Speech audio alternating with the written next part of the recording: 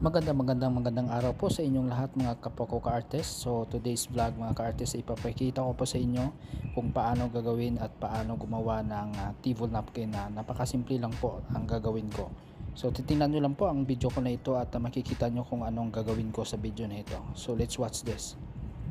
So sa una mga ka-artist ay pinapakita ko po sa inyo ang ring. Yan po ay gold. Gagamitin ko yan para pang hold sa napkin na gagawin natin, no? So ang gagamitin ko pong napkin ay puti.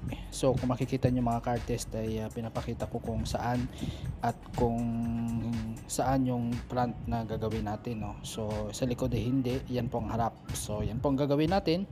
So continue lang po sa papunod at ipapakita ko sa inyo kung paano gagawin ang tinatawag na abanico style.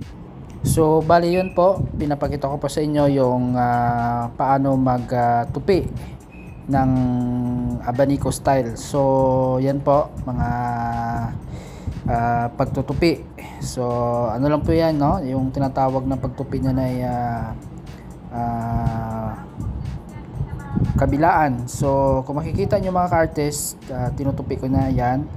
So yan po, tapos na yan, pinapantay ko lang siya at kailangan pantay na pantay yung pagka ano niya, no, pagka fold niya, kasi pag hindi pantay yan mga ka-artist ay hindi po maganda tingnan yung abaniko natin. So kailangan natin na ipantay talaga at yan, ipapasok lang natin yung kamay natin dyan at kailangan nating higpitan para hindi siya magkakaroon ng luwag.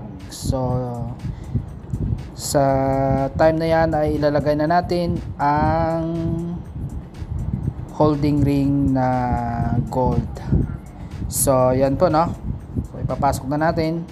So napakasimple lang po ito mga ka-artist. So kahit sa bahay nyo, kahit may kaunting party kayo, ay pwede nyo gagawin yan. So napakasimple lang po. So ipapasok lang po natin yan. Kung wala po kayo pala, no, ng gold na ring, kahit ano, pwede ring ribbon, gagawin yung piyongka at para may pangtali lang kayo at para magiging formal lang siya, kasi kahit ano naman na pwede naman diyang gagamitin nyo basta may pang ano na siya, mayroon na siyang tali na hindi siya babalik sa ano niya. So yan po, magpi-plating na po tayo. Yan po, lalagyan po natin sa plate yung table napkin natin at yan po, no? So hindi pa yan po yan tapos. So kukunti na lang po ang kulang yan at matatapos na rin yan. So ayan, so sa hawak ko na yan ay kulay green, no? So ang gagawin po natin dyan ay tinatawag natin na green napkin. So ilalagay natin yan sa bandang baba, no? Sa pinakabuntot ng pinolding natin kanina na abanico style. So yung concept natin ito sa setup na table na ito ay tinatawag na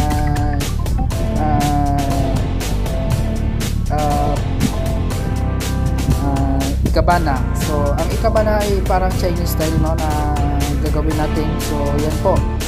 So kailangan pantay po yon, kaya ginaganyan ko yan sa kamay ko para pantay po siya at hindi po siya at kailangan po yung pagtupi ng green ay sa loob po ang pagtupi ng green napkin natin, kasi para hindi naman po pangtingnan. So yan po, kung makikita nyo mga ka-artist.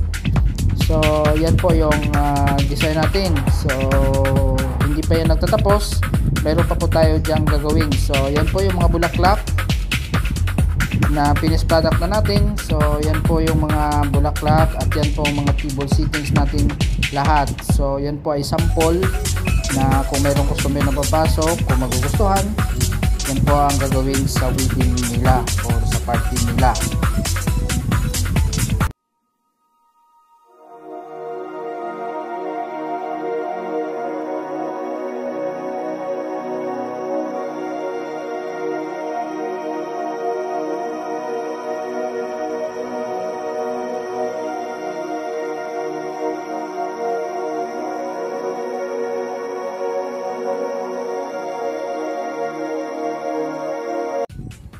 At sa hindi pa pala makapag-subscribe sa YouTube channel ko, please subscribe, hit the bell notification para lagi kang updated sa video yung gagawin ko na. So everyday naggagawa po tayo ng mga video or mga content na tungkol sa pagsisitap ng lamesa at mga table napkin at mga bulaklak, fresh flowers, artificial flowers.